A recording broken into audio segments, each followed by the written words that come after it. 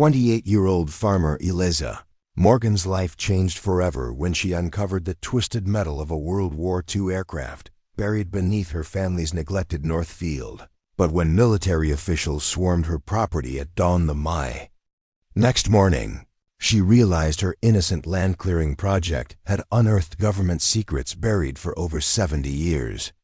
As specialized teams from the Defense POW accounting agency established a secure perimeter around the crash site, Eliza confronted a startling revelation. The weathered plane contained classified technology that could rewrite military history and challenge everything she believed about her grandmother's mysterious past. Before we jump back in, tell us where you're tuning in from, and if this story touches you, make sure you're subscribed, because tomorrow I've saved something extra special for you. Pinewood Farm stretches across 200 acres of rolling countryside in rural Vermont, where the Morgan family has cultivated the same land for 4 generations. Its weathered red barn and fields of corn, hay, and vegetables represent the agricultural heritage of the region. But the property had always been defined by the dense pine forest covering its northern 20 acres a section locals had nicknamed the Forgotten Wood due to its untamed, overgrown state. Eliza Morgan, now 28, inherited the farm following her father's unexpected death last winter. She'd left Pinewood at 18, determined to escape rural life, earning an environmental science degree before reluctantly returning home. When her father's health began failing, the transition from environmental consultant at a prestigious Boston firm to full-time farmer hadn't been easy. But Eliza approached agriculture with the same analytical mindset that had made her successful in her previous career. Dad always said the North Field was too much trouble to clear.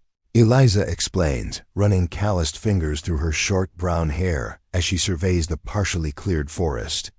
The soil's rocky, and he believed the trees provided a natural windbreak for the main crops. But with commodity prices falling and property taxes rising, I need to expand our productive acreage. Unlike many neighboring farms that had sold to developers or corporate agricultural interests, Eliza was determined to maintain Pinewood's independence and sustainability. This determination led her to the ambitious project of reclaiming the neglected North Field, a decision that would inadvertently unearth secrets buried since before she was born. The Morgan family had always been respected fixtures in Addison County. Eliza's great-grandfather William had established the farm in 1928, just before the Great Depression devastated the region. Through careful management and diversification, Pinewood survived when many surrounding farms failed. William's son James expanded the operation during the post-war agricultural boom, while Eliza's father Michael had maintained the farm's traditions through the challenging farm crisis of the 1980s.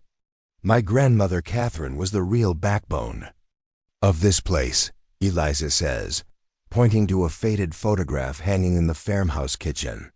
The black and white image shows a striking young woman in overalls standing proudly beside a tractor, her expression determined yet somehow guarded. She kept everything running while Grandpa James served in Europe during World War II. When he came back, they worked side by side until his death in 1972. After that, she ran everything herself until Dad took over in the 90s. Catherine Morgan had been something of an enigma in the family history. Though clearly respected and loved, she remained private about her experiences during the war years, when she'd been one of the few women independently managing a farm in the region. She passed away when Eliza was just 12, leaving behind journals that spoke extensively about agricultural techniques, but revealed little about her personal history. She taught me to respect the land, Eliza recalls, but also to challenge conventional thinking.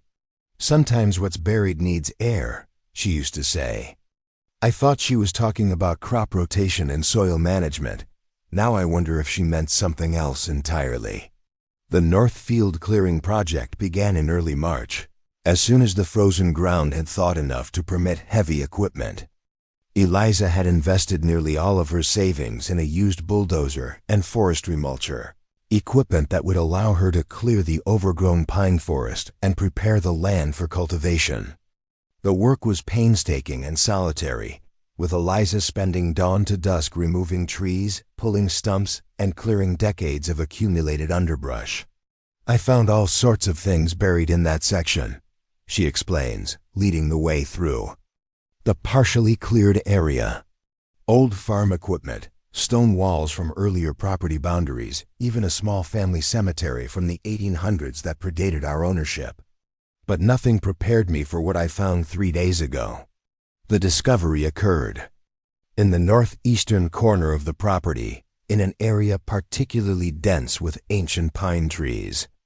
As Eliza cleared a massive lightning-damaged pine estimated to be over 150 years old, her bulldozer blade struck something metallic buried several feet beneath the surface.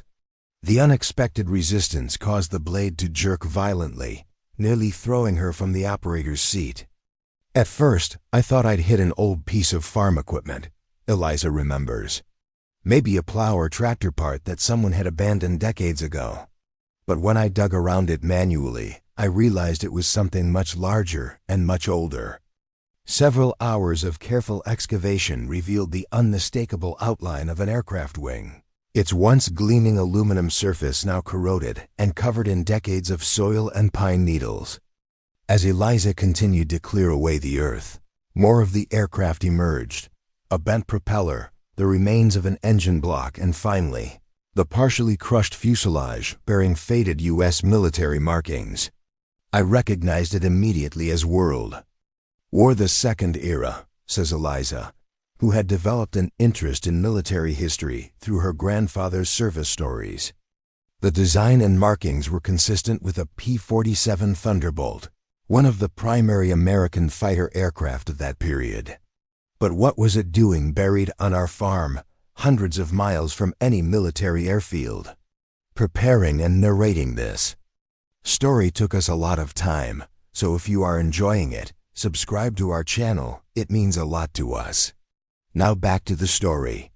The question grew even more perplexing as Eliza's excavation revealed that the crash site appeared to have been deliberately concealed.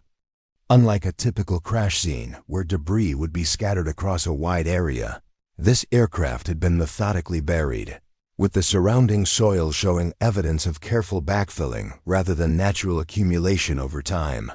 Someone wanted this plane to disappear, Eliza concluded, her environmental training helping her identify the deliberate nature of the burial. This wasn't just a crash that nature reclaimed. This was intentionally hidden. As evening approached on that fateful day, Eliza made the most startling discovery of all. Carefully clearing debris from what remained of the cockpit area, she found a metal case fused to the aircraft's frame.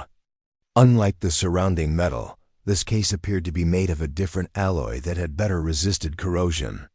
It was secured with a complex locking mechanism and bore markings indicating classified military content. The case had official markings I didn't recognize, Eliza explains. Not standard military insignia, but something more specialized. And there was a name stenciled on the side that made my blood run cold. L.T.K. Morgan, my grandmother's initials and our family name. This connection to her enigmatic grandmother transformed what might have been merely an interesting historical find into something profoundly personal. Catherine Morgan had never mentioned any involvement with military aircraft or classified materials. Her wartime role, as understood by the family, had been limited to managing the farm while her husband served overseas. I knew Grandma Catherine had worked with the Women's Land Army during the war, helping coordinate agricultural production, Eliza says. But finding her name on a classified case in a deliberately buried military aircraft, that suggested something far beyond growing victory gardens. Night had fallen by the time Eliza completed her initial documentation of the site. Using her phone, she photographed every aspect of the aircraft and the mysterious case, being careful not to disturb anything. Further, a lifetime of respecting proper procedures, First instilled by her grandmother and reinforced through her environmental science training, led her to contact local authorities rather than attempting to open the case herself. I called the county sheriff's office and reported finding a military aircraft on my property, Eliza recounts. They took down the information and said they'd notify the appropriate federal authorities. I expected maybe an FA, a representative or historical preservation officer, would visit in a few days. I had no idea the response would be so immediate or so overwhelming. Eliza spent a restless night researching World War II aircraft and military operations in Vermont, finding nothing in the historical record about training flights or crashes in Addison County. The mystery deepened when she reviewed her grandmother's journals, noticing for the first time that there was a conspicuous gap in the entries between June 1944 and January 1945, precisely during the period when Allied forces were making critical advances in Europe. I always assumed she was just too busy with harvest to write during those months, Eliza muses. But now I wondered if there was another explanation for her silence. Dawn broke over Pinewood Farm with an unusual disturbance. Eliza, who had finally fallen asleep in the early morning hours, was awakened by the sound of vehicles approaching on the rarely used North Access Road. Looking out her bedroom window, she saw a convoy of unmarked black SUVs and military-style trucks making their way toward the crash site she had discovered the previous day. Hastily pulling on work clothes, Eliza rushed outside to intercept the unexpected visitors. By the time she reached the north field, a dozen individuals in specialized gear were already establishing a perimeter around the partially excavated aircraft. Their uniforms bore no standard military branch insignia, but their organized efficiency clearly indicated professional training. "Excuse me," Eliza called out, approaching what appeared to be the team leader. "This is private property." "I'm Eliza Morgan, the owner." A tall woman with close-cropped gray hair turned to face her. "Dr. Camilla Reynolds, Defense POW MIA Accounting Agency." She introduced herself, extending a government identification card. "We're responding to your report about a discovered military aircraft. I need to ask you some questions about this site, Ms. Morgan." Eliza was taken aback by the speed and scale of the response. "I only called the sheriff last night. How did you mobilize a team this quickly?" Dr. Reynolds' expression remained neutral. "Certain keywords in your report triggered immediate notification protocols. World War II aircraft with potential classified materials falls under our jurisdiction for recovery and identification." As they spoke, more vehicles arrived, including specialized equipment trucks containing what appeared to be ground-penetrating radar and advanced scanning technology. A separate team began unloading preservation materials designed for recovering fragile historical artifacts. "I understand you discovered a secured case with military markings," Dr. Reynolds continued. "Can you show me exactly where it's located?" Eliza led the researcher to the partially exposed cockpit area, pointing out the metal case still fused to the aircraft's frame. "It has my grandmother's name on it, Catherine Morgan. She ran this farm during the war while my grandfather served in Europe." At the mention of the name, Dr. Reynolds exchanged a significant glance with one of her colleagues. "Catherine Morgan," she repeated carefully. "You're certain that's the name on the case?" "Positive," Eliza confirmed. "K. Morgan, with a lieutenant's designation, which makes no sense. My grandmother was a civilian farmer, not military personnel." Dr. Reynolds consulted a tablet one of her team members handed her, scrolling through information not visible to Eliza. "Ms. Morgan, I believe there's more to your grandmother's history than your family may have been aware of. This aircraft and its contents are connected to a classified operation from 1944, codenamed Project Lighthouse." The revelation sent a jolt through Eliza. "My grandmother was involved in a classified military project. That's impossible. She never left Vermont during the war." "That's the official record," Dr. Reynolds agreed. "But Project Lighthouse, involved civilian specialists with specific skill sets who operated under military authority while maintaining their cover identities. Based on our preliminary assessment, your grandmother may have been one of those specialists. As they spoke, a technician approached with scanning equipment, having completed an initial assessment of the metal case. "Ma'am, preliminary readings indicate the case integrity is intact. Contents appear to be preserved despite the age and crash conditions. We're detecting unusual material composition consistent with the lighthouse specifications." Dr. Reynolds nodded. "Establish a Level 3 containment protocol and prepare for controlled extraction." Turning back to Eliza, whose confusion was evident, Dr. Reynolds adopted a more sympathetic tone. "Ms. Morgan, I understand this is unexpected and concerning. I'm authorized to share certain historical information with you given your familial connection to this operation, but I need to establish a secure debriefing environment first." Eliza stood her ground, crossing her arms. "This is my property and apparently my grandmother's legacy.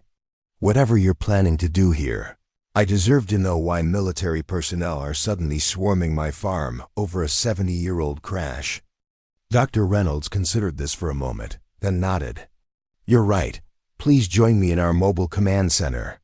What I'm about to tell you is still classified, but given your direct connection and the circumstances, you've been granted provisional clearance." As they walked toward one of the larger vehicles, Eliza noticed the team working on the aircraft had uncovered more of the fuselage, revealing a compartment behind the cockpit that appeared to have been modified from the standard P-47 design. This modification had created space for additional equipment and what looked like specialized instrumentation. "That's not standard for a Thunderbolt," Eliza observed, her research from the previous night allowing her to recognize the anomaly. "No," Dr. Reynolds confirmed. "This aircraft was specially modified for Project Lighthouse.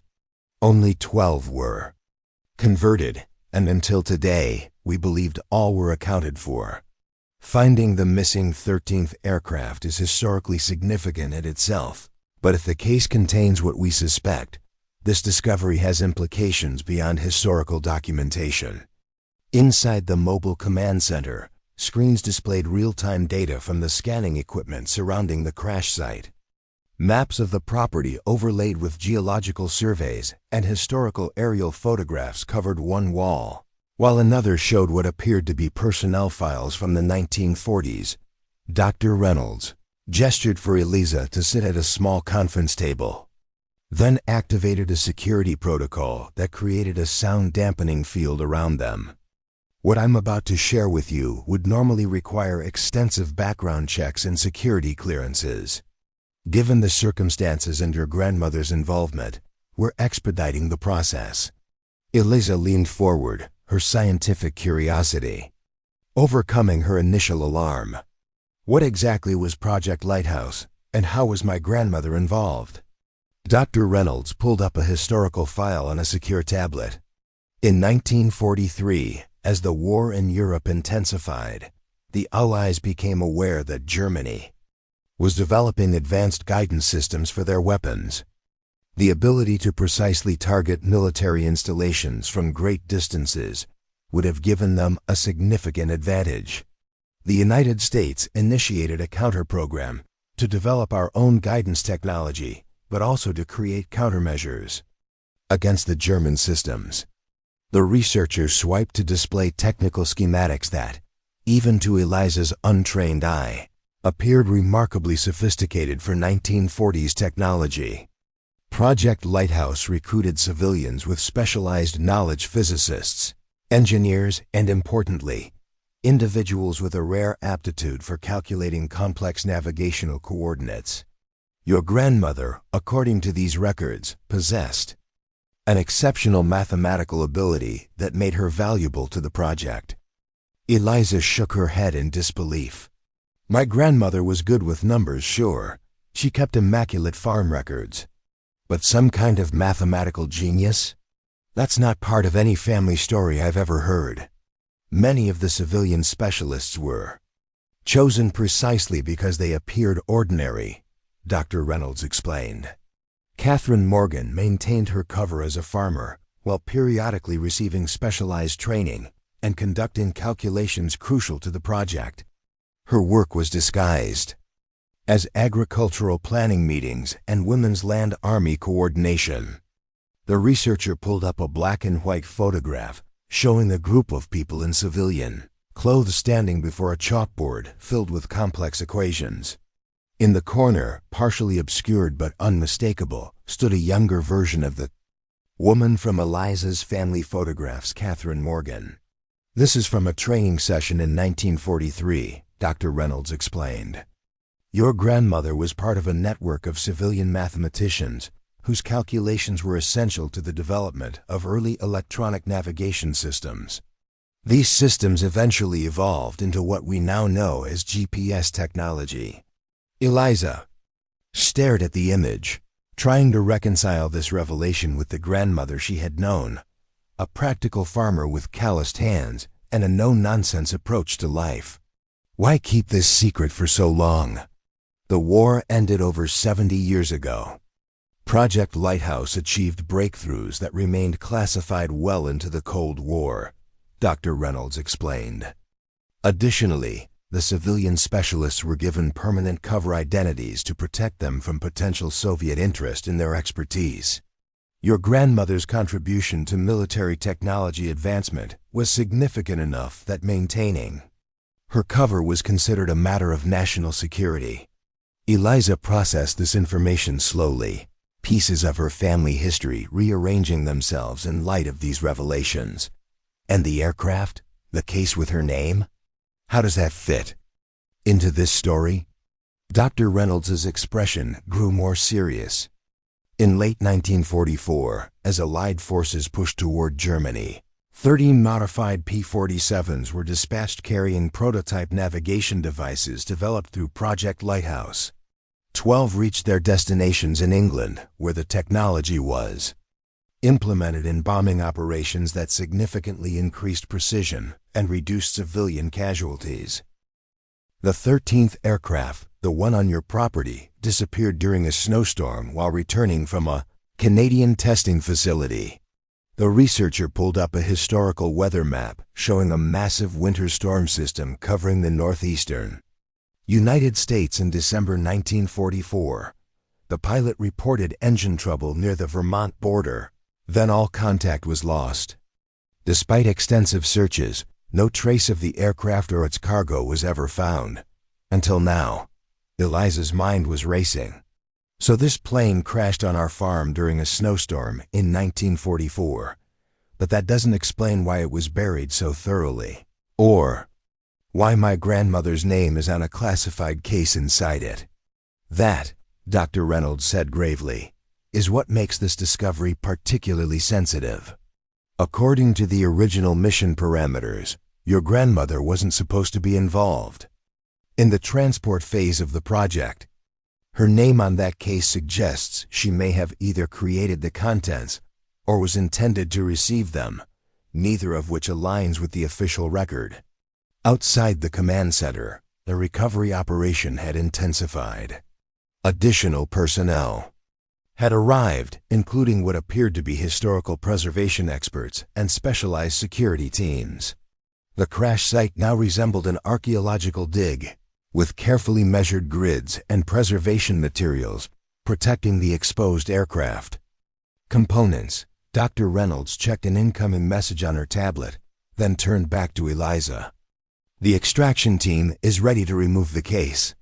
Given your family connection, would you like to be present when we open it? Eliza didn't hesitate. Absolutely. If this involves my grandmother, I want to see everything. As they exited the command center, Eliza noticed that the team had fully exposed the aircraft's identification numbers. A technician was photographing them carefully while consulting historical records. "We've confirmed the aircraft's identity," the technician reported. "This is definitely the missing P-47 from the Lighthouse Squadron. Tail number 225,813. Pilot was Lieutenant James Cooper. Listed as missing in action since December 18, 1944. Dr. Reynolds nodded solemnly. Have the recovery team check for human remains. Lieutenant Cooper's family deserves closure after all these years. Eliza followed Dr. Reynolds to a specialized tent that had been erected over the cockpit area. Inside, a team wearing preservation gloves had carefully separated the metal case from the aircraft frame and placed it on a stabilized work surface. Advanced scanning equipment surrounded the case, generating three-dimensional images of its contents without opening it. "The locking mechanism is intact but degraded," explained a technician monitoring the scans. "We should be able to open it using the original access protocols without damaging the contents." Dr. Reynolds turned to Eliza. "This case contains technology that was cutting edge in 1944. Even with decades of advancement since then, the principles developed in Project Lighthouse remain foundational to modern navigation systems. What your grandmother contributed to help shape the modern world in ways that remained hidden from public knowledge." The technician carefully entered a sequence into the lock mechanism, referencing historical documents for the correct combination. With a faint click that echoed through the silent tent, the case unsealed for the first time in over 70 years. As the lid was carefully raised, Eliza leaned forward, her heart pounding with anticipation. Inside lay not one, but two items. A device approximately the size of a small typewriter, its metal casing etched with serial numbers and technical specifications, and a leather-bound journal with K. Morgan embossed on its cover. The prototype navigation calculator. Dr. Reynolds identified the device with evident reverence. One of only 13 created, and the only one with the original calibration algorithms intact. This is an extraordinary historical find. But Eliza's attention was fixed on the journal, a direct link to the grandmother she thought she had known, but who had apparently harbored secrets beyond anything she could have imagined. "May I?" she asked, reaching toward the journal. Dr. Reynolds hesitated, then nodded. Normally, all materials would be quarantined for preservation assessment, but given the circumstances— "Please use these," she added, handing Eliza a pair of archival gloves. With trembling hands, Eliza carefully opened the journal to its first page. There, in the familiar neat handwriting she recognized from the farm ledgers, was an inscription: "For my granddaughter should this ever reach her." Some secrets are buried not to hide shame, but to protect what matters most. The work documented here helped end a war, but the knowledge within could start another. Guard it wisely, as I have guarded you. Catherine Morgan, Lieutenant, Project Lighthouse. Eliza looked up at Dr. Reynolds, her eyes wide with the implications of what she had just read. This was meant for me. Somehow my grandmother knew this would be found someday. Dr. Reynolds studied the journal with newfound interest. This suggests Catherine Morgan anticipated the aircraft's discovery eventually. But how would she have known where it crashed if the official record showed no trace was ever found? The answer struck Eliza with sudden clarity. Because she's the one who buried it. The North Field was always off-limits when I was growing up. Dad said it was because the soil was poor and the trees were needed as a windbreak. But Grandma was the one who insisted it remain untouched. She must have known exactly what lay beneath those pines. As this realization settled, a technician approached with an urgent update. "Dr. Reynolds, we've completed the preliminary ground scan of the surrounding area. There appears to be a small underground structure approximately 20 meters north of the crash site. Dimensions and construction suggest a bunker or storage facility likely dating to the same period as the aircraft." Dr. Reynolds turned to Eliza, whose expression reflected the same startled recognition. "Did you know about any bunker underground structure on your property?" Eliza shook her head. "No, but—" She paused, remembering something. "There's a small shed in that area that's always been kept locked. The key was passed down from my grandmother to my father, and then to me when I inherited the farm. Dad called it Catherine's workshop, but said it hadn't been used in decades." Dr. Reynolds immediately mobilized a team to investigate the shed and potential underground structure. As they made their way through the partially cleared forest, Eliza's mind raced with possibilities. Her quiet, practical grandmother, the woman who had taught her to respect the land and question conventional thinking, had apparently led a double life as a military mathematician working on classified technology that helped shape the course of World War II. The small wooden shed looked unremarkable from the outside, weathered by decades of Vermont seasons but still structurally sound. Eliza produced a tarnished brass key from her pocket, hesitating only briefly before inserting it into the padlock that had secured the door. For as long as she could remember, "My father made me promise never to lose this key," she explained. As the lock opened with surprising ease, as if it had been regularly maintained despite its aged appearance. "He said it was important to our family history, but never explained why." As the door swung open, revealing not the expected tool storage but a small, meticulously organized office space that appeared frozen in time, Eliza realized she was about to discover exactly what her grandmother had meant when she said, "Sometimes what's buried needs air." The room contained a desk with a mechanical calculator, filing cabinets with combination locks, and walls covered in maps of Europe, marked with coordinates and flight paths. In the center of the floor was a trapdoor, its existence hidden by a woven rug that had been carefully positioned to conceal it while appearing decorative. This was her real workshop, Eliza whispered, taking in the hidden command center her grandmother had maintained in plain sight on their family farm. Not for agriculture, for warfare. Dr. Reynolds studied the maps with professional interest. "Your grandmother wasn't just a mathematician, Ms. Morgan. Based on these materials, Catherine Morgan was coordinating multiple aspects of Project Lighthouse from this location. This goes well beyond the role described in our historical records." As specialized teams documented the workshop's contents, Eliza carefully lifted the concealed trapdoor, revealing a narrow staircase leading down into darkness. Emergency lights quickly illuminated what lay below, a fully equipped underground bunker containing communication equipment, technical manuals, and most significantly, a complete duplicate of the navigation device found in the crashed aircraft. A backup, Dr. Reynolds realized, examining the preserved technology. She maintained a complete secondary system in case the transported prototypes were lost or captured. Eliza moved through the underground space in a state of wonder, seeing her family legacy transform before her eyes. On a small desk in the corner sat a framed photograph she had never seen before, her grandmother in a military uniform, standing proudly beside the same P-47 aircraft now being excavated from the North Field.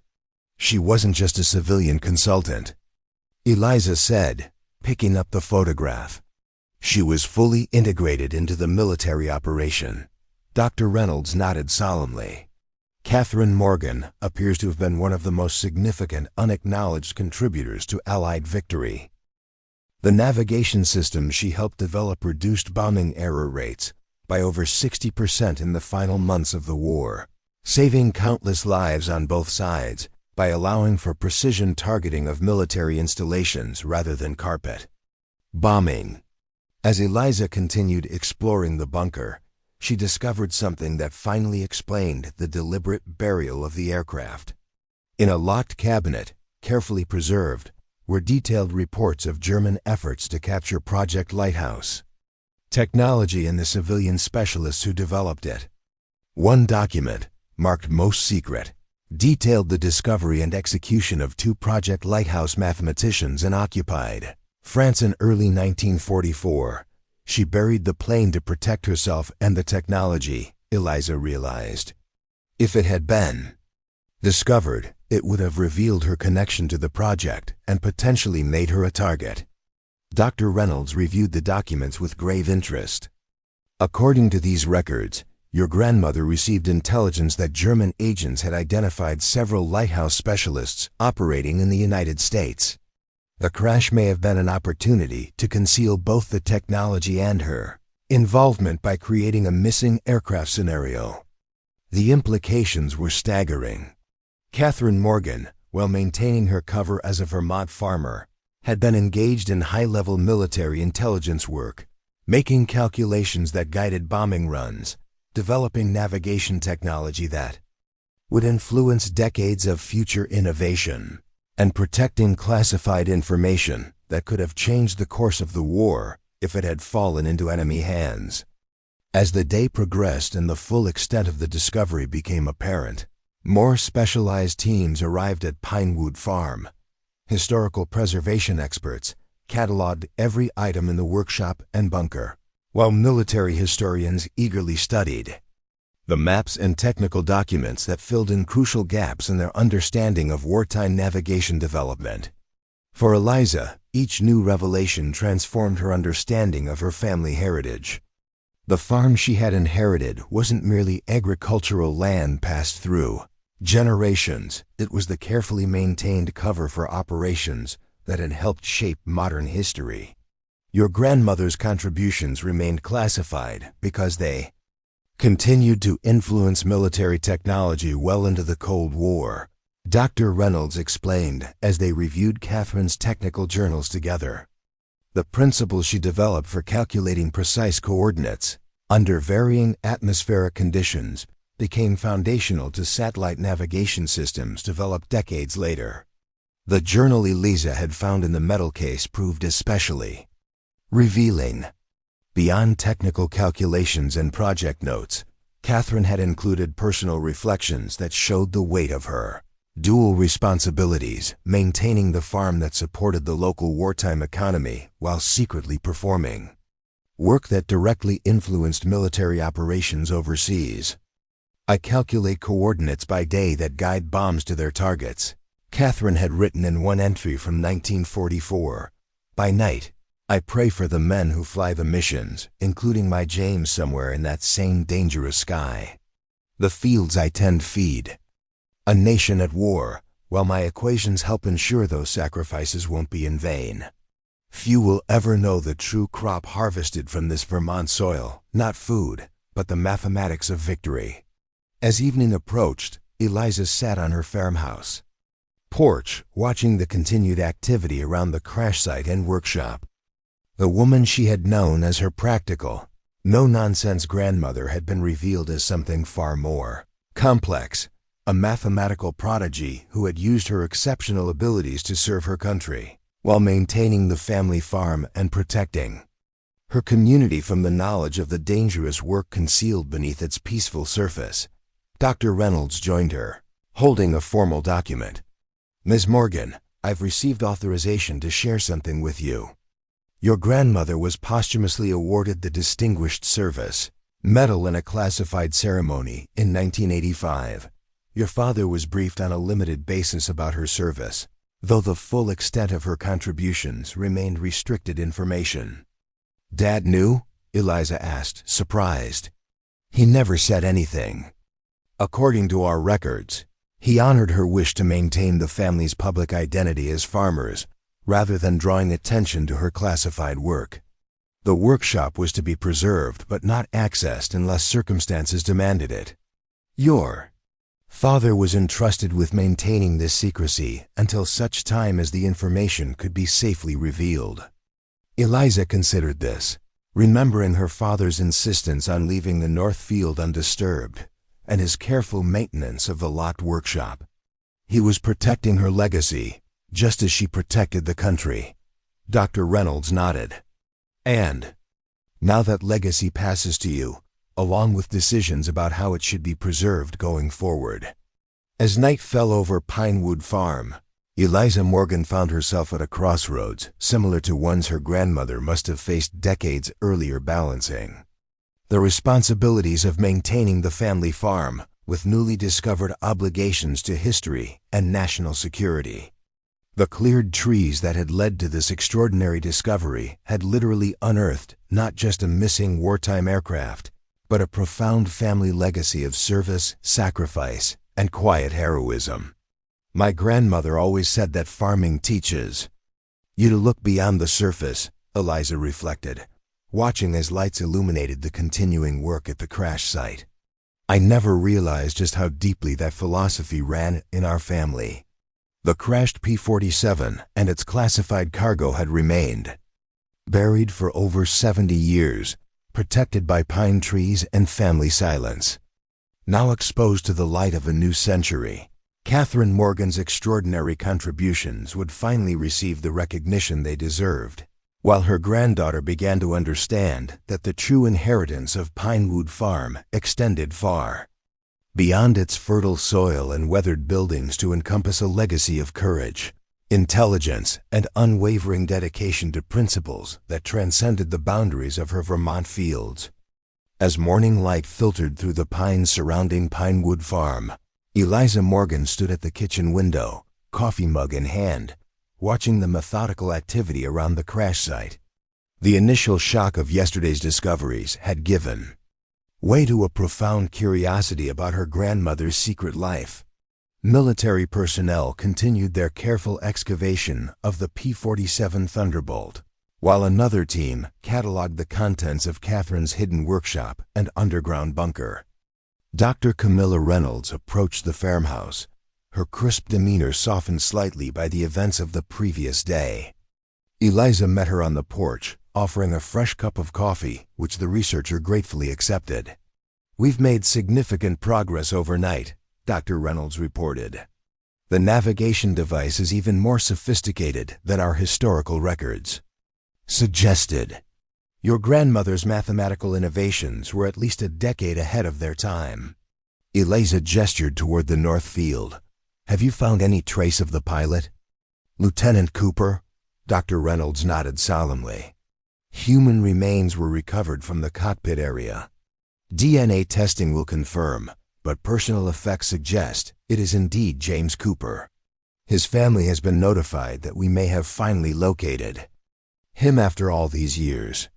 The weight of this human cost settled over Eliza. Beyond the technological discoveries and family revelations lay the stark reality of a young pilot who never returned home, whose fate had been concealed on her family's land for decades. "There's something else you should see," Dr. Reynolds said, extending a weathered leather wallet. This was found in a sealed compartment of the aircraft. "The preservation is remarkable." Eliza carefully opened the wallet to find military identification for Lieutenant James Cooper alongside a faded photograph of a young woman standing before a farmhouse, unmistakably her grandmother Catherine. "They knew each other," Eliza whispered, studying the image. On the back was handwritten, "Catherine, my lighthouse in the storm. Forever, J.C." Dr. Reynolds watched Eliza's reaction carefully. "We've been reviewing your grandmother's journals from the workshop. It appears Catherine and Lieutenant Cooper worked closely together on Project Lighthouse. Their relationship seems to have extended beyond professional collaboration." This unexpected connection sent Eliza back to her grandmother's journals with fresh perspective. Returning to the farmhouse study, she carefully examined Catherine's agricultural records from 1944, noting now the subtle patterns that had been invisible before, weather observations that tracked perfect flying conditions, notations about radio signals disguised as comments about farm equipment, and most tellingly, entries about Jay visiting for equipment consultations. She documented everything in plain sight, Eliza marveled, hidden within ordinary farm records. A technician arrived with newly processed photographs from the bunker's archives, revealing Catherine in military settings alongside scientists and officers. In several images, Lieutenant James Cooper appeared at her side, their professional demeanor betrayed by the subtle ways they stood together, slightly closer than protocol would dictate. "We've confirmed something remarkable," Dr. Reynolds explained, joining Eliza in the study. According to declassified records, Lieutenant Cooper wasn't just a pilot. He had a mathematics background from MIT and was selected specifically to test the navigation systems your grandmother helped develop. They were intellectual counterparts. This revelation transformed Eliza's understanding of the crashed aircraft. It wasn't merely a military transport that happened to fall on Morgan land. It represented a direct connection between her grandmother and the young pilot who carried her mathematical innovations into the war. Cooper was flying Catherine's prototype directly to her, Dr. Reynolds continued. The mission logs indicate he diverted from his assigned route, possibly to deliver the device personally rather than through official channels. The snowstorm provided cover for this unauthorized detour. As excavation continued throughout the morning, Eliza immersed herself in her grandmother's technical journals, discovered in the underground bunker. Despite her environmental science background, much of the advanced mathematics exceeded her understanding, but Catherine's meticulous documentation revealed a brilliant mind working at the boundaries of 1940s technological capability.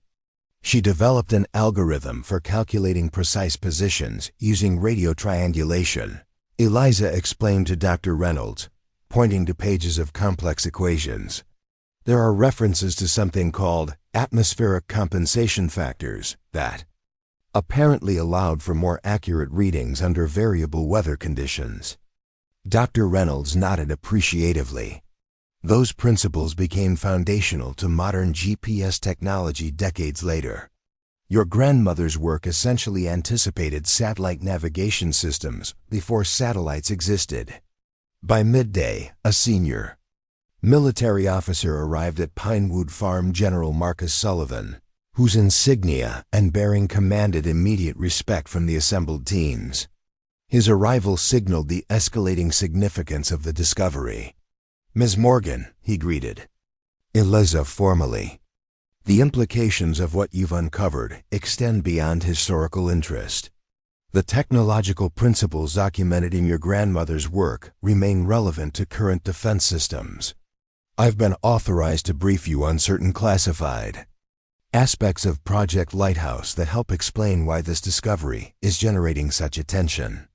In the privacy of the mobile command center, General Sullivan activated enhanced security protocols before continuing. Project Lighthouse wasn't merely about navigation, he explained. It was part of a broader initiative to develop what we now call smart weapons, ordnance that could be directed with unprecedented precision. The mathematical principles your grandmother developed allowed for real-time course corrections that revolutionized aerial warfare.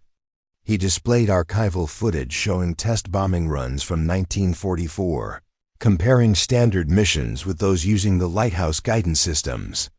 The difference was dramatic conventional bombing scattered widely across target areas while Lighthouse-guided weapons struck with remarkable precision. By the final months of the war, these systems had reduced civilian casualties by an estimated 60%, while increasing military target accuracy by over 70%. The general continued. Your grandmother's algorithms quite literally changed the moral calculus of warfare, making it possible to disable enemy capabilities with minimal collateral damage. Eliza absorbed this information with growing awareness of her grandmother's ethical legacy. Catherine hadn't just been a mathematician serving the war effort. She had fundamentally shaped how technology could make warfare more humane, even while making it more effective. The navigation device in that aircraft isn't just a historical artifact, General Sullivan concluded. It contains the original algorithmic architecture that has influenced every precision guidance system developed since. In the wrong hands, it could still compromise certain aspects of current military technology. As the general spoke, a commotion outside drew their attention. A convoy of unmarked vehicles approached along the main road to Pinewood Farm.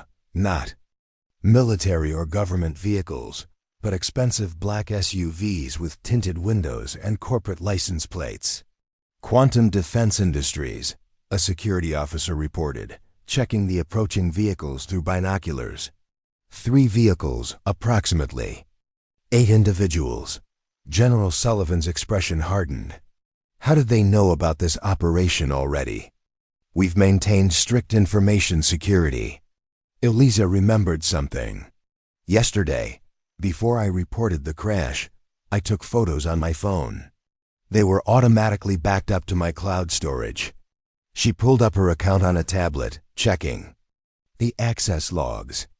Someone accessed these images remotely last night from an IP address I don't recognize."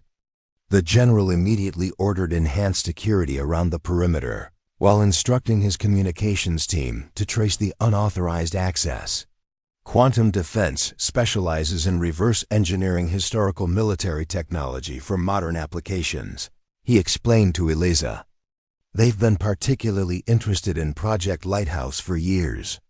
As security personnel moved to intercept the approaching vehicles at the property line, Dr. Reynolds pulled Eliza aside. "There's something you need to see immediately. We found it in a hidden compartment in your grandmother's desk."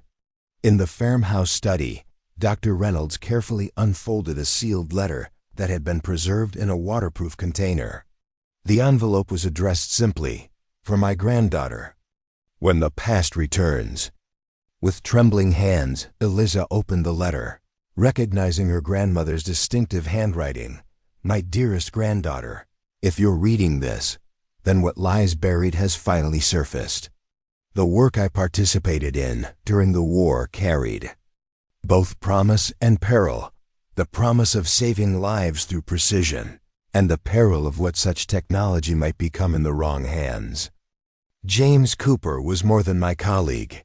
He was the love I never spoke of, who carried my work across dangerous skies. When his aircraft disappeared in the storm, I made the painful decision to protect both the technology and our family by concealing the truth. The official record shows a missing plane that never reached me. The reality lies buried on our land. What you must understand now is that certain organizations have never stopped searching for the original Lighthouse algorithms. I encoded safeguards into my work, mathematical keys without which the technology cannot be fully implemented. These safeguards were my insurance against its misuse. Trust Dr. Camilla Reynolds. She was my student decades ago, though she may not reveal this connection immediately. The continuation of Project Lighthouse has remained in the hands of those who understand its ethical implications. The final key is hidden where only a Morgan would think to look beneath the roots of what sustains us. With love and faith in your judgment, Catherine Morgan." Eliza looked up at Dr. Reynolds with newfound understanding. "You knew my grandmother personally." Dr. Reynolds nodded, dropping her official detachment. "Catherine was my doctoral advisor in applied mathematics at MIT in the 1980s. Few knew of her academic work. She published under a pseudonym while maintaining her identity as a Vermont farmer. When this discovery was reported, I requested the assignment specifically because I recognized the location." Outside, the standoff at the property line continued. General Sullivan was firmly refusing access to the quantum defense representatives, who were presenting what appeared to be legal documents, claiming rights to inspect any recovered World War II technology based on patents they had acquired. "The roots of what sustains us," Eliza repeated, considering her grandmother's clue. "She's not talking about the pine trees." Moving with sudden purpose, Eliza led Dr. Reynolds to the farmhouse kitchen, to the ancient cast iron stove that had heated the home for generations. "Grandmother always said this stove was the heart of the farm, what sustained us through every winter since 1928. Kneeling beside the stove, Eliza carefully examined its base, finding a small, almost invisible seam in the brickwork of the hearth. Pressing firmly on what appeared to be a solid brick revealed a hidden compartment containing a small metal box. Inside lay a mechanical device unlike anything Eliza had seen before, a brass and copper mechanism with interlocking gears, and a numeric keypad, clearly designed by the same hand that had created the navigation calculator found in the aircraft. "The decryption key," Dr. Reynolds breathed, examining the device with reverent care. "This is the safeguard Catherine mentioned, the mathematical key needed to fully implement the Lighthouse algorithms." General Sullivan joined them, his attention immediately focused on the device. "This changes everything. Without this key, the navigation device is incomplete, its most advanced functions impossible to reverse engineer." The general's radio crackled with an urgent update. "Sir, quantum defense representatives are presenting a court order signed by Judge William Hargrove, demanding access to inspect any recovered World War II artifacts under the Historical Preservation Act. Judge Hargrove, Eliza repeated, recognition dawning. He's on the board of directors for Addison County Historical Society. I attended their fundraiser last month and mentioned my plans to clear the North Field. General Sullivan's expression darkened. Information leaked from civilian channels then. They've been monitoring you, waiting for something to surface. Eliza felt a chill at the realization that her innocent comments at a local event had triggered corporate surveillance. What do they want with 70-year-old technology? Surely modern systems are far more advanced. Modern systems evolved from your grandmother's work, Dr. Reynolds explained. But they incorporate computational inefficiencies, necessary compromises made because no one fully understood her original algorithms. This device contains the pure, elegant mathematics as Catherine conceived it, potentially allowing for guidance systems far more precise than anything currently deployed. The ethical implications were immediate and concerning. Such technology could advance peaceful applications, like autonomous vehicles and disaster response systems, but could equally enable weapons with unprecedented precision and destructive capability. We need to secure both devices immediately. General Sullivan decided.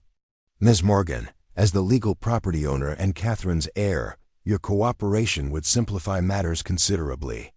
Eliza considered her grandmother's letter, the hidden workshop where Catherine had balanced mathematical brilliance with ethical foresight, and the approaching corporate representatives whose primarily commercial rather than historical. I'll cooperate on one condition, Eliza stated firmly. My grandmother's work needs to be protected not just from misuse, but for its historical and scientific significance. I want her full contribution acknowledged and preserved. Before the general could respond, a commotion erupted at the property line. Despite security measures, one of the quantum defense vehicles had forced its way through, speeding toward the crash site with urgent purpose. Secure the devices, General Sullivan ordered as security personnel moved to intercept the approaching vehicle. In the ensuing chaos, Eliza made a split-second decision.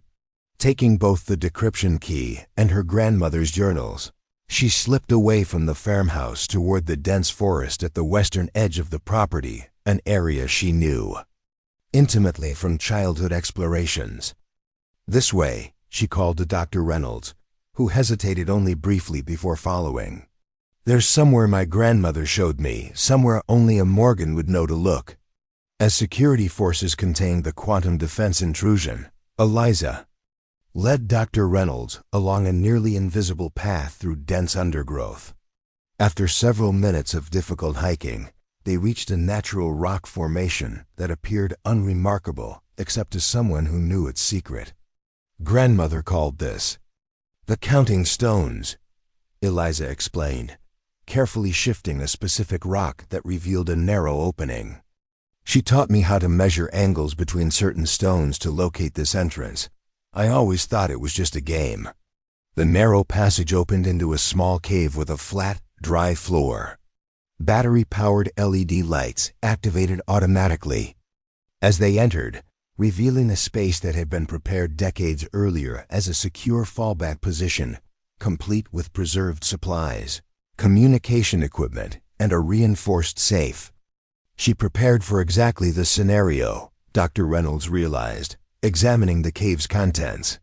Catherine anticipated that someday someone would come looking for her work. Eliza carefully placed the decryption key and journals in the safe, whose combination she knew instinctively, the geographic coordinates of Pinewood Farm translated into a numeric sequence. We should return before they notice we're missing, Dr. Reynolds suggested.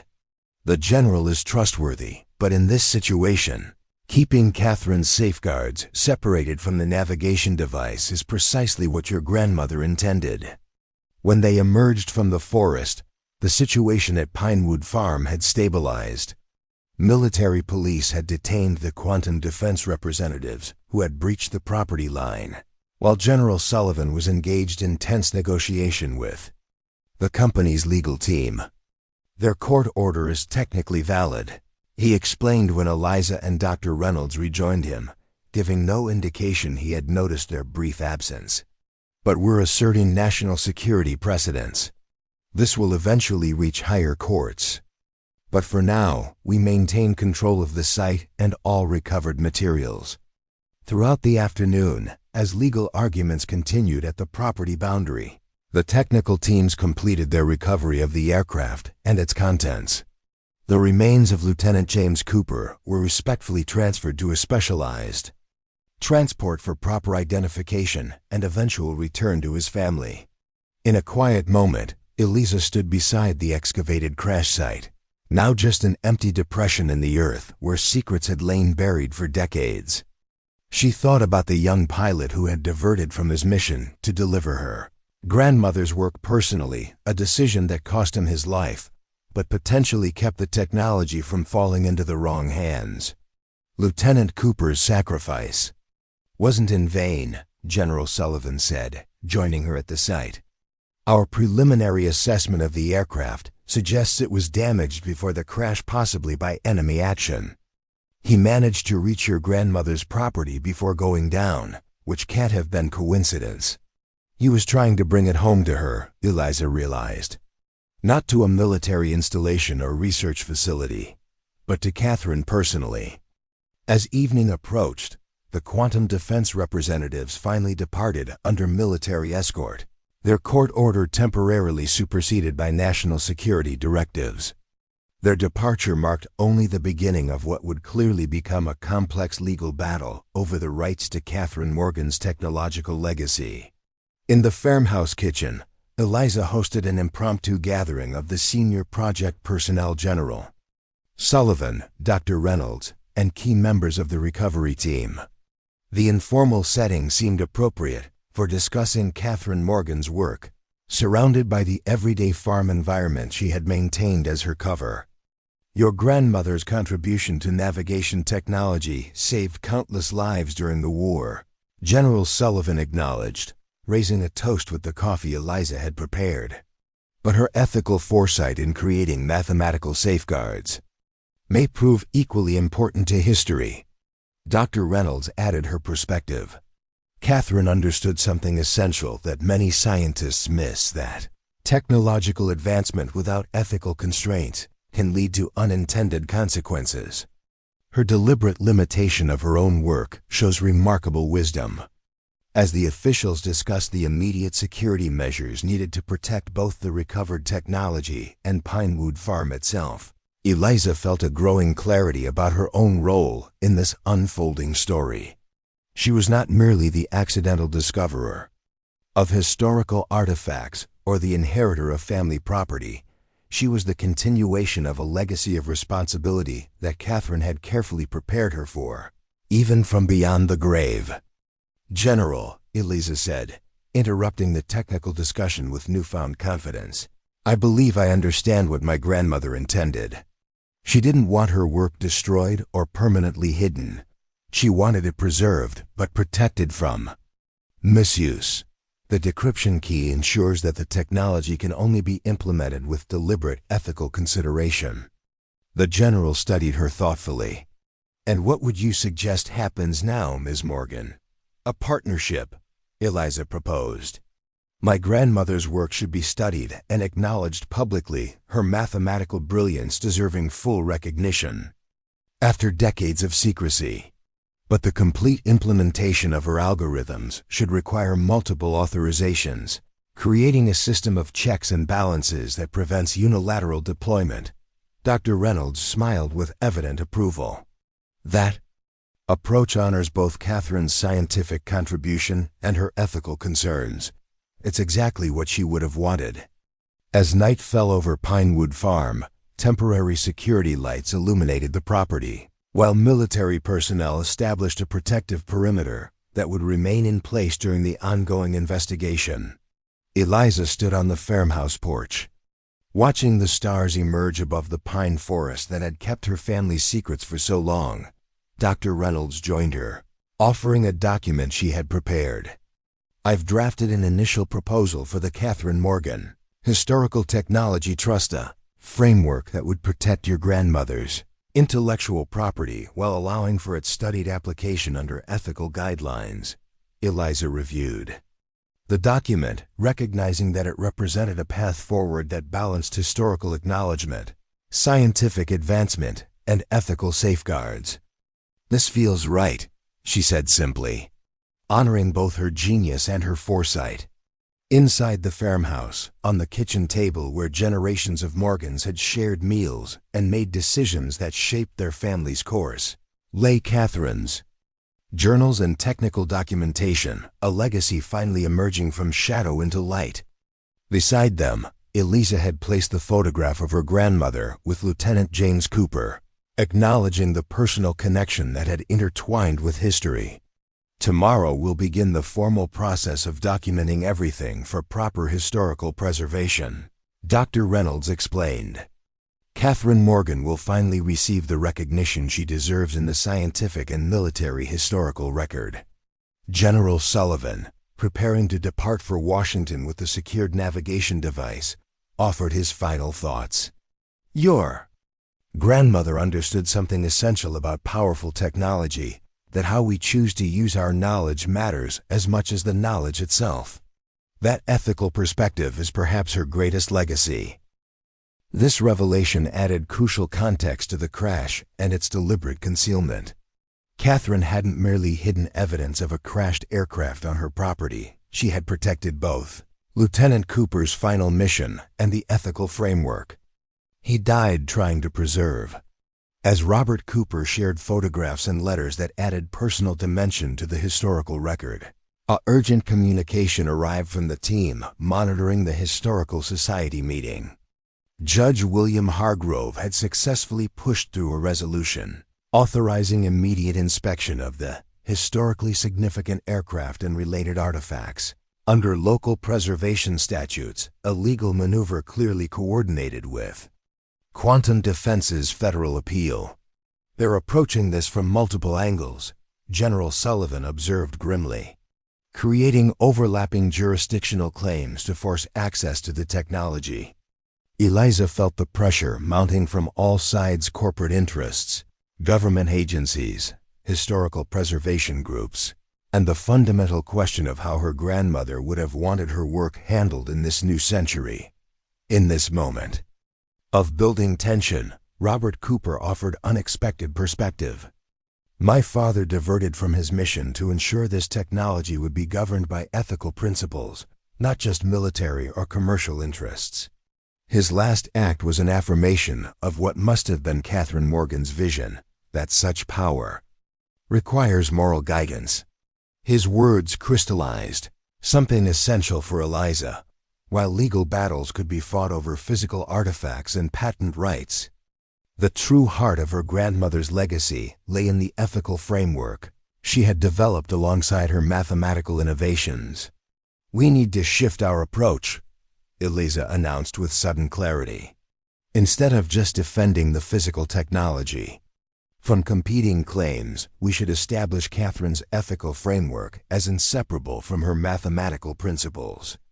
Dr. Winters immediately grasped the strategy. "If we can demonstrate that the algorithms were deliberately designed to include ethical safeguards as integral components rather than optional additions, we create a powerful argument against any implementation that separates them." Working together with renewed purpose, the team began documenting the interconnection between Catherine's technical innovations and her ethical constraints. Her journals revealed how she had embedded safeguards directly into the mathematical architecture, not as external limitations, but as essential elements of the system's functionality. By early afternoon, vehicles from the County Historical Society appeared at the property line, accompanied by local law enforcement tasked with serving inspection orders. Simultaneously, Quantum Defense representatives returned with updated federal Court documents demanding access to historically significant military technology with national security implications. As legal representatives from multiple agencies engaged in increasingly heated jurisdictional arguments at the property boundary, Eliza made a bold decision. With Dr. Reynolds and Robert Cooper accompanying her, she slipped away to the hidden cave where she had secured the decryption key the previous day.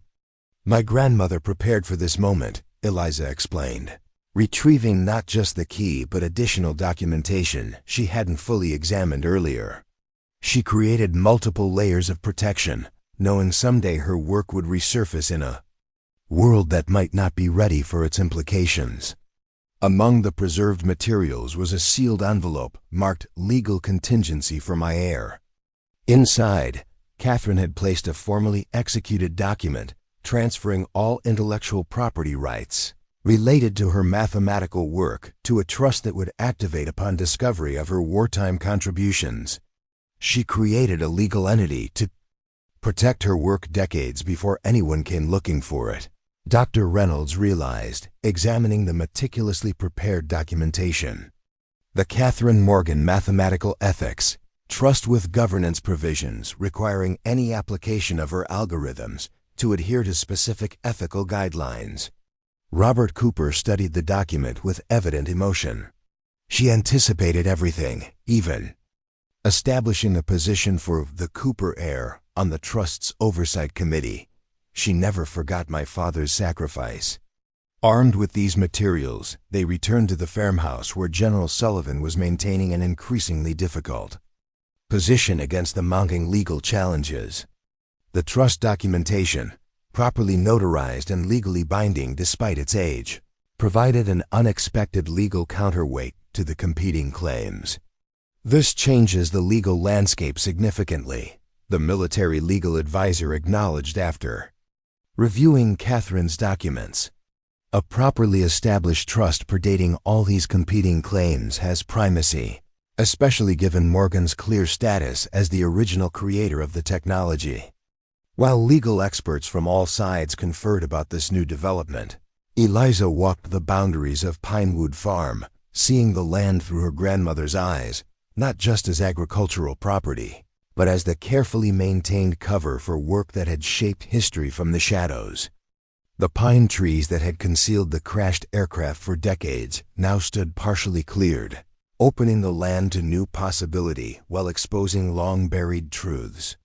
This balance between preservation and progress, between honoring the past and creating space for the future, seemed to embody Catherine's own approach to her dual legacy as farmer and mathematician. As sunset approached, General Sullivan joined Eliza at the edge of the North Field. The Catherine Morgan Mathematical Ethics Trust has been validated by our legal team, he reported. It creates a framework for preserving both the historical significance and potential applications of your grandmother's work while ensuring ethical oversight of its implementation. What happens to the physical artifacts? Eliza asked, watching as preservation specialists continued their careful documentation of the recovered aircraft components. The trust provisions are quite specific, the general explained.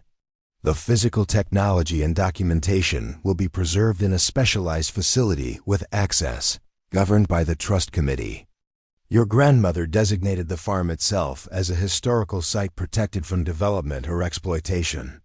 This provision brought unexpected relief to Eliza, resolving her practical concerns about maintaining the farm while honoring its historical significance. Catherine had ensured that Pinewood would remain both a working agricultural enterprise and a protected historical location, its dual identity preserved just as she had maintained her own. As legal representatives finalized arrangements implementing the trust provisions, Robert Cooper approached Eliza with a small wooden box he had brought from his home.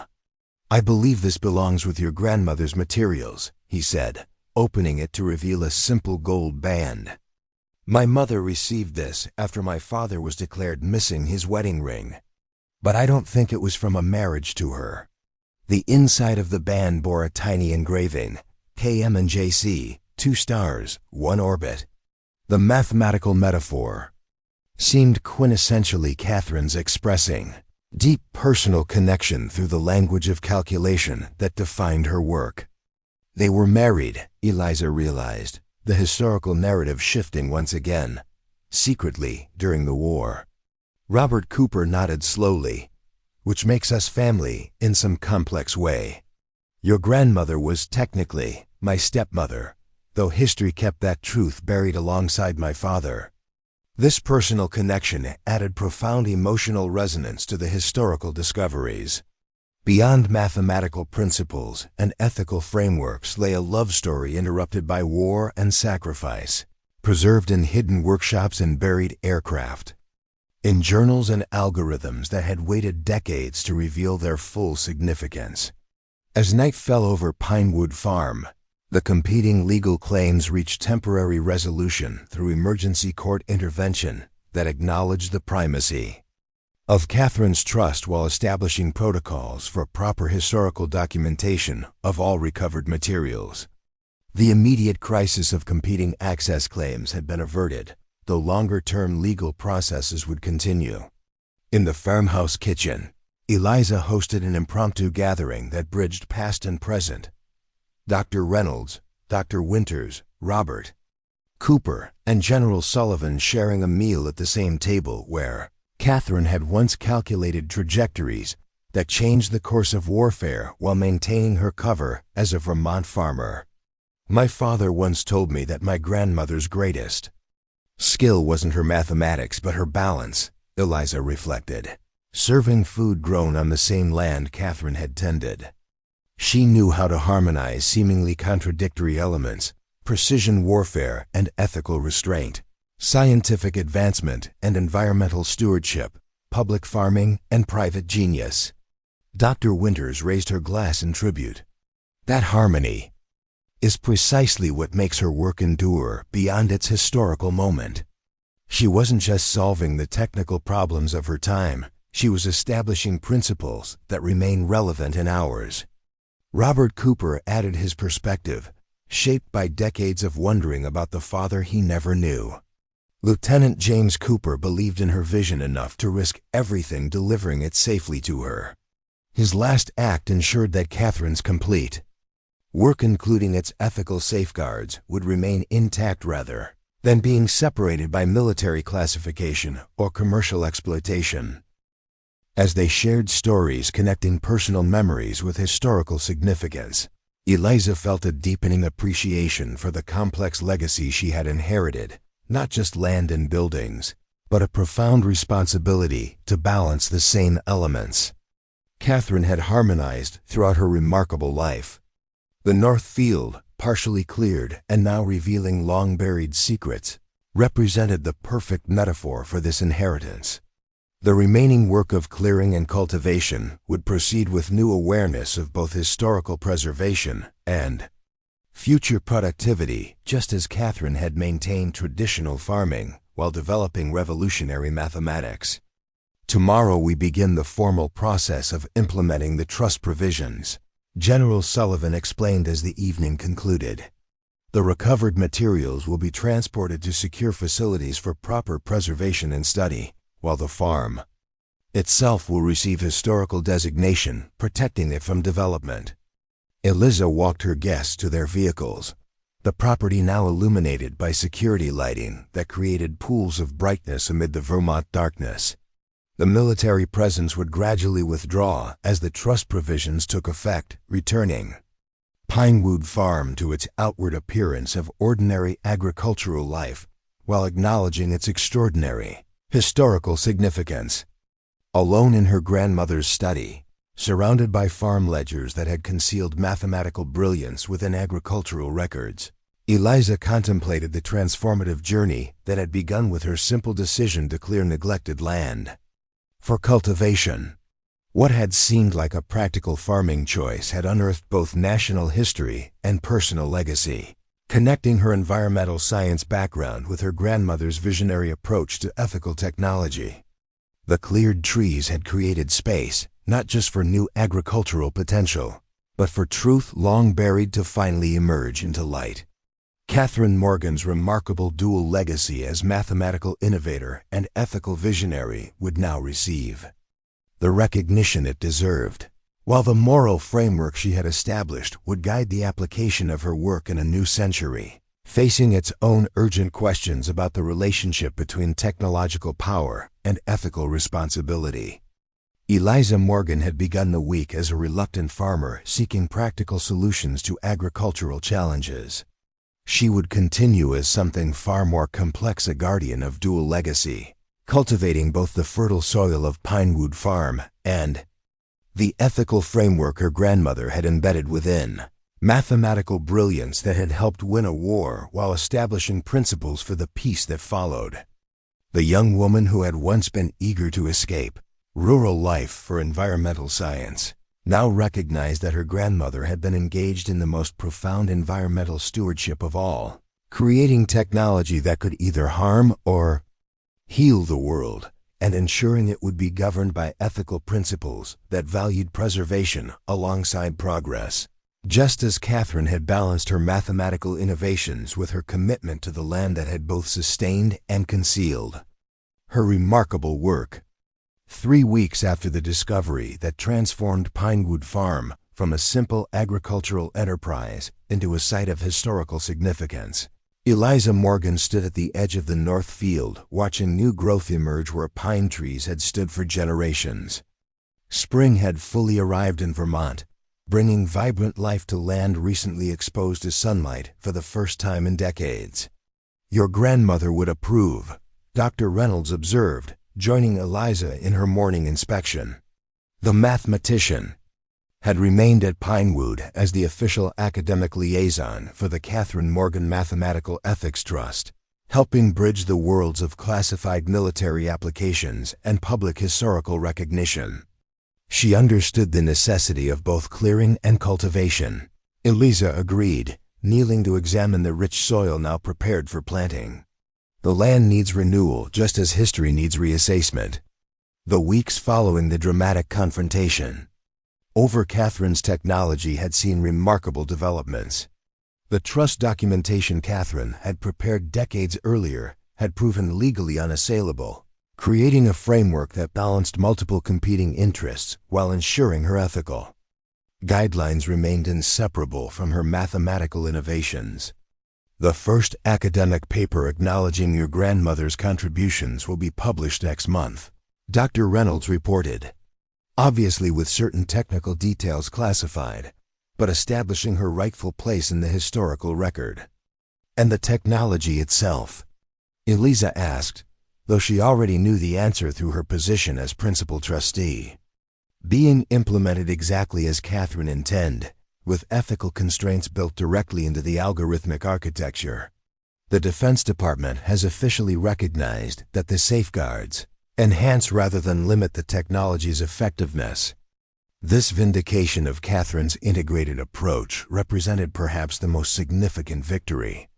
Rather than treating ethical considerations as external restrictions imposed on technology, the military and scientific communities had been forced to acknowledge that Catherine's moral framework was mathematically embedded within her innovations, the two inseparable by design.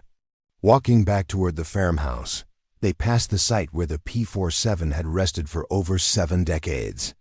Now carefully excavated and restored to its original contours, the area had been designated as a small memorial garden, a place of reflection rather than agricultural production.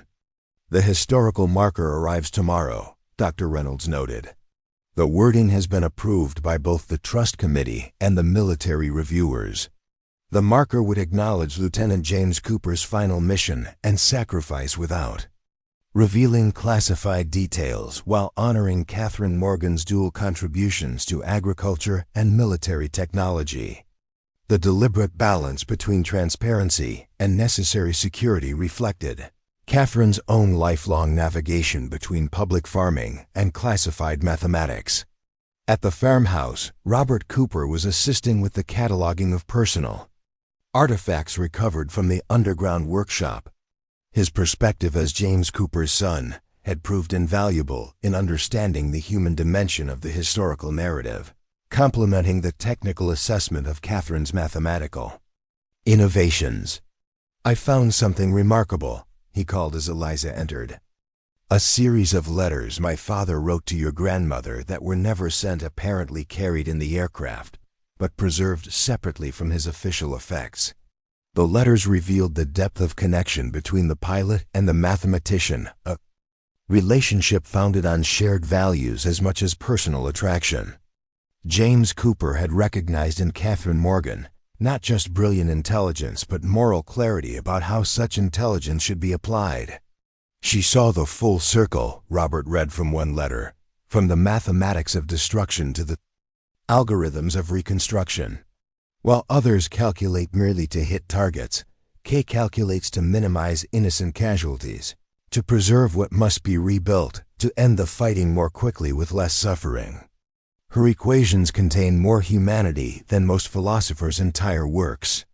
This perspective reinforced what had become increasingly clear through Catherine's journals and technical documentation, that her ethical framework wasn't an afterthought, but integral to her mathematical approach. She had designed systems that accomplished military objectives while minimizing civilian impact, that balanced immediate tactical needs with long-term humanitarian considerations. "The foundation is sending representatives next week," Dr. Reynolds reminded Eliza as they reviewed the ongoing implementation of the trust provisions. Their grant could establish the educational program permanently. This initiative, perhaps more than any other aspect of Catherine's legacy, had captured Eliza's passion. The Catherine Morgan STEM ethics program would bring students from across the country to Pinewood Farm, using the historical narrative of the mathematician-farmer as a framework for exploring the inseparable relationship between technological advancement and ethical responsibility. "We'll host the first group in the barn," Eliza decided, envisioning the historic structure transformed into an educational space without sacrificing its agricultural authenticity. They should experience the same balance Catherine maintained: theoretical principles applied in practical contexts. By midday, the farm welcomed an unexpected visitor, General Sullivan, now accompanied by the director of the National Science Foundation. Their arrival without prior notice suggested developments beyond the established trust protocols. "Ms. Morgan," the general greeted her formally, "something has emerged that requires your immediate attention as trustee." A situation that Catherine Morgan apparently anticipated decades ago.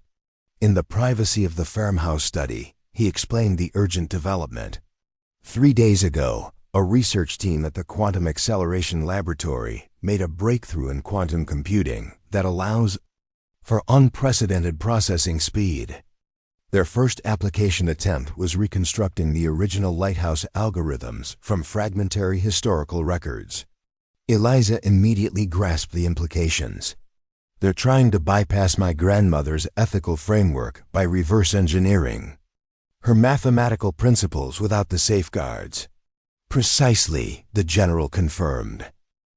However, their implementation failed catastrophically, causing system-wide failures that damaged equipment worth millions. Their algorithms appeared mathematically sound, but collapsed under actual application stress. The National Science Foundation director elaborated. "Upon reviewing their approach, our specialists identified what appears to be a deliberate mathematical trap embedded in the fragmentary records, an elegant recursive loop that activates only when the algorithms are implemented without certain ethical constraint parameters." Eliza smiled in quiet appreciation of her grandmother's foresight. She created a mathematical immune system that rejects applications attempting to separate the technology from its ethical framework. More than that, the general added with evident respect, she apparently encoded a message within the failure sequence.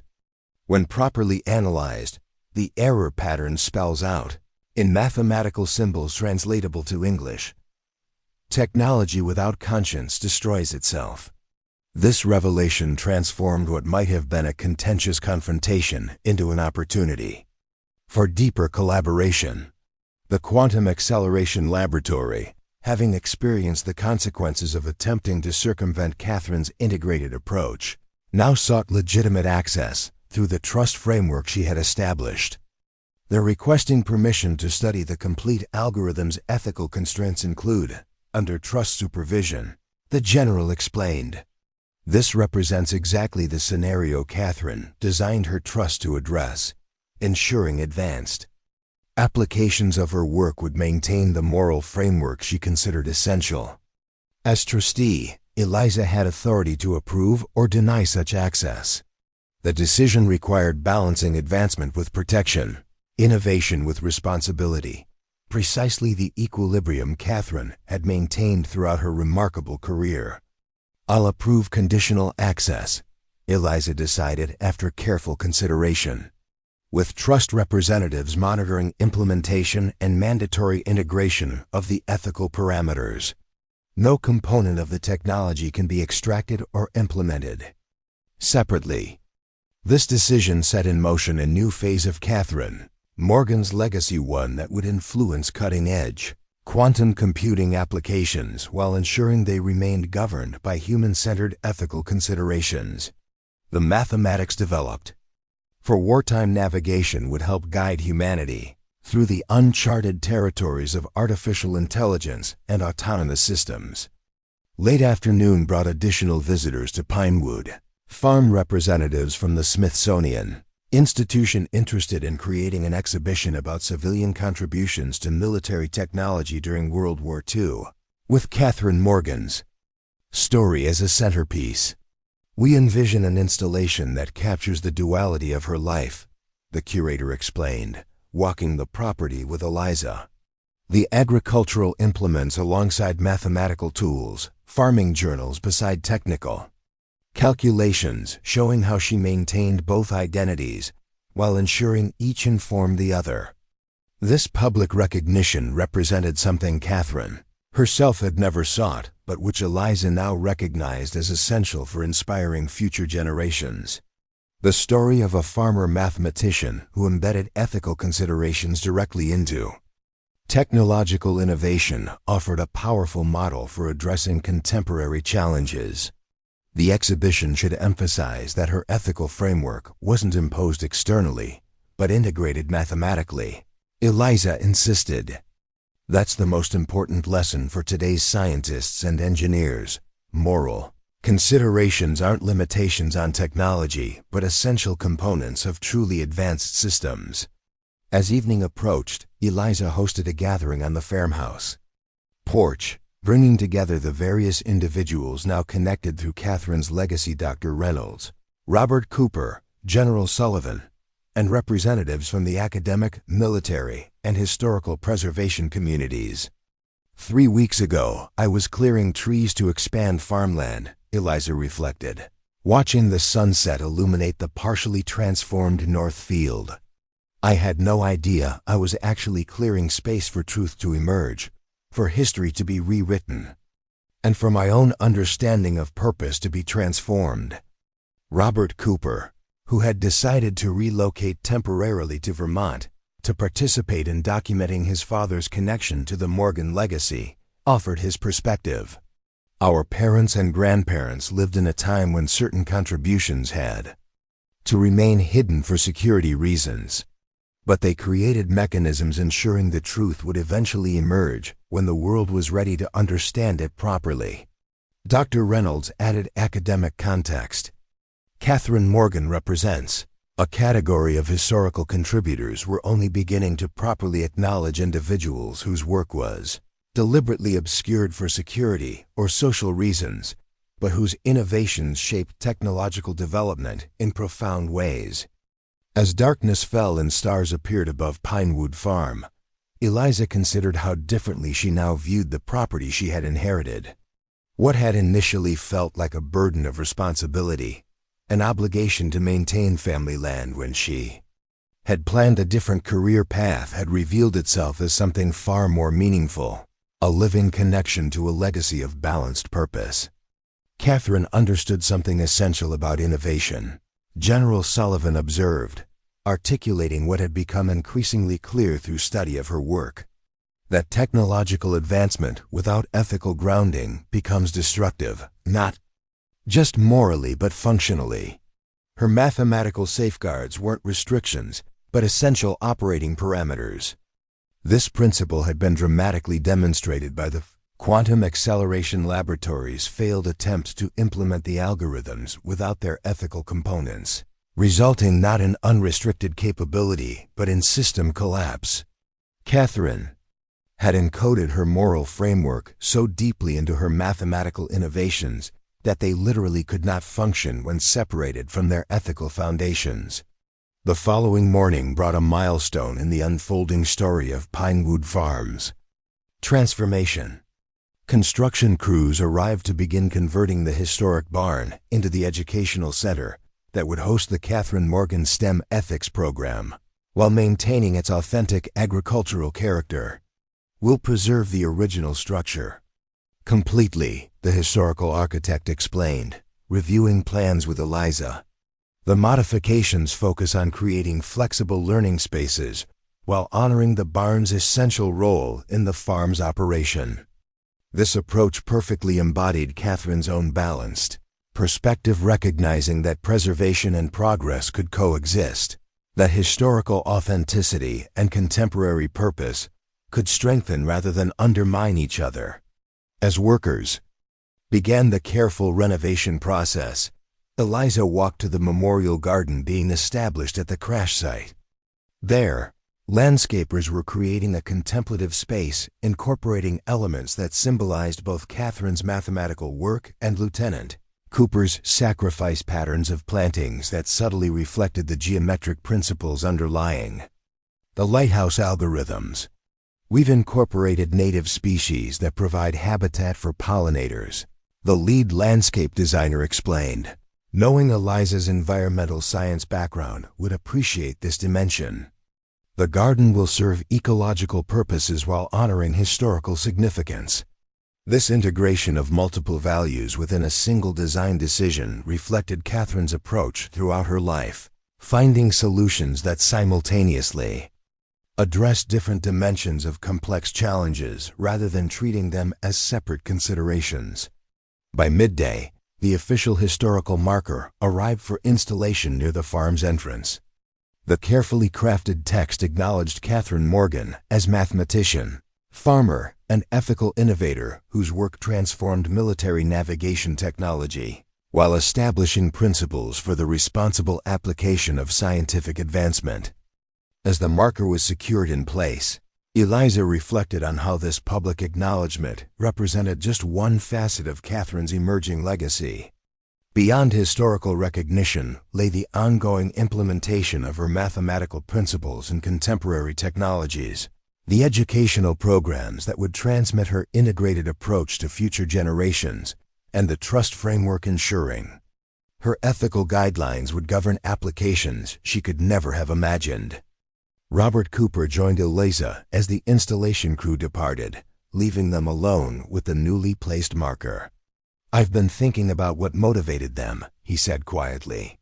"My father diverted from his mission, risking everything to deliver the technology directly to your grandmother rather than through military channels. He must have believed profoundly in her vision of how it should be governed. And she protected both his sacrifice and the technology by making the difficult decision to conceal the crash," Eliza added. "Not to hide the truth permanently, but to preserve it until it could emerge in the right context." This perspective had profound implications for Eliza's own decisions about the North Field. While the crash site had been preserved as a memorial garden, the remaining cleared area presented an opportunity to implement sustainable agriculture practices informed by both Catherine's traditional farming knowledge and contemporary environmental science. "I'm going to establish an experimental section," she decided, walking the boundaries of what had once been pine forest and would now become productive farmland. Applying regenerative agriculture principles that honor both the land's history and its future potential. This decision represented Eliza's own integration of seemingly separate aspects of her life, her environmental science training, her family's agricultural heritage, and the newly discovered legacy of balanced innovation that Catherine had embodied. The North Field would become not just productive farmland, but a living laboratory demonstrating how historical wisdom and contemporary science could work together. As afternoon brought increasing activity to Pinewood Farm military personnel, continuing to document the underground bunker, construction crews beginning barn renovations, and agricultural specialists assessing soil conditions in the North Field, Eliza retreated briefly to her grandmother's study, seeking quiet reflection. Amidst the transformation, among Catherine's personal effects recovered from the workshop, Eliza had discovered a small notebook unlike the formal journals and technical documentation. This contained more personal reflections, Catherine's private thoughts about maintaining her dual identity and the emotional weight of her wartime contributions. "I calculate blast radiuses by day," one entry read, "and measure rainfall by night. I track bomber formations across European skies while monitoring corn growth in Vermont soil." Some would see contradiction in these dual roles, but I find essential harmony. Both require understanding natural patterns, respecting the principles that govern our world, and recognizing that human intervention must work with these patterns rather than against them. This integration of scientific precision with natural stewardship perfectly articulated what had become increasingly clear through Catherine's technical documentation, that her ethical framework wasn't imposed artificially on her mathematics, but emerged organically from her understanding of how complex systems function most effectively. A knock at the study door announced Dr. Reynolds, who entered with news from Washington. "The classified review has been completed," she reported. "Catherine Morgan will receive posthumous recognition with the Presidential Medal of Freedom in a ceremony next month. As trustee, you'll accept on her behalf." This highest civilian honor represented formal acknowledgement of Catherine's contributions at the national level, recognition delayed by decades of necessary security classification, but now possible through the trust framework she had established. "There's something else," Dr. Reynolds continued. "The investigation into quantum Defense's attempts to access the technology has revealed that they obtained fragments of the original algorithms through questionable channels during the Cold War. Their failed attempts to implement these fragments led them to monitor properties connected to Project Lighthouse personnel, including Pinewood Farm. This explained the rapid corporate response to Eliza's discovery. Quantum Defense had been watching the property for decades, waiting for any indication that Catherine's complete work might surface. "They monitored my social media," Eliza realized. "When I posted about clearing the North Field, they recognized the potential significance immediately. Their surveillance actually accelerated the protection of Catherine's legacy," Dr. Reynolds observed. "By moving so aggressively to claim the technology, they triggered the trust provisions she had established, ensuring proper oversight rather than exploitation. This ironic outcome reflected Catherine's remarkable foresight. She had anticipated not just that her work would eventually resurface, but that competing interests would attempt to separate its technical brilliance from its ethical framework. Her trust provisions had been designed precisely to address this scenario, ensuring that any implementation of her mathematics would maintain the moral constraints she considered essential. As evening settled over Pinewood Farm, Eliza walked the perimeter of her property, seeing it with new awareness of its multidimensional significance. Beyond its agricultural productivity and natural beauty lay layers of historical importance, technological innovation, and ethical philosophy, all interconnected through Catherine Morgan's remarkable life and legacy. The partially cleared North Field represented this integration perfectly, a space where forest had concealed truth for decades, now transformed into an area that would honor the past while creating new productive potential, preserving historical significance while generating sustainable harvests. Returning to the farmhouse as twilight deepened, Eliza found Robert Cooper examining family photographs in the kitchen. including several newly discovered images of Catherine and James together during his visits to the farm. They were visionaries. In different ways, he reflected, studying the expressions of the young mathematician and pilot captured in black and white. My father understood that precision bombing could actually be more humane than conventional warfare if guided by the right principles. Your grandmother created the mathematical framework that made those principles operational rather than merely theoretical. This practical implementation of ethical considerations, translating moral philosophy into functional algorithms, represented Catherine's most profound contribution.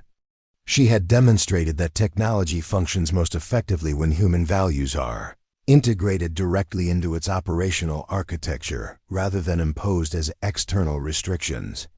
As night fell completely over Pinewood Farm, Eliza sat on the porch where generations of Morgans had contemplated the challenges of their respective eras. The property had been transformed in just 3 weeks from a struggling family farm to a multifaceted historical site, educational center, and living laboratory for sustainable agriculture informed by both traditional wisdom and cutting-edge science. The decisions that had led to this transformation began with Eliza's simple choice to clear neglected land for cultivation, an agricultural necessity that had unexpectedly unearthed historical significance with contemporary implications. The cleared trees had created space for buried truth to emerge, for long-concealed innovations to find appropriate application in a new century, and for Eliza herself to discover purpose that integrated her environmental science background with her family's remarkable legacy. In the distance, security lights still illuminated the crash site where Lieutenant James Cooper had made his final delivery of Catherine's revolutionary technology. The aircraft and its contents had now been carefully preserved and documented. The human remains respectfully recovered for proper military honors, and the site itself transformed into a place of reflection rather than concealment.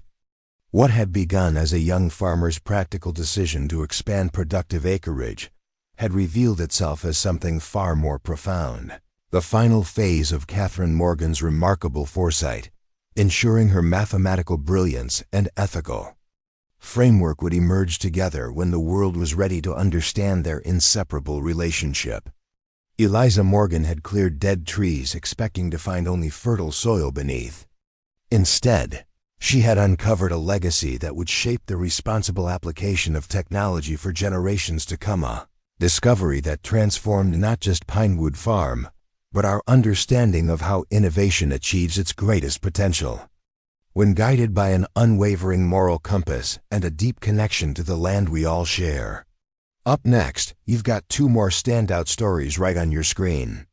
If this one hit the mark, you won't want to pass these up. Just click and check them out. And don't forget to subscribe and turn on the notification bell so you don't miss any upload from us.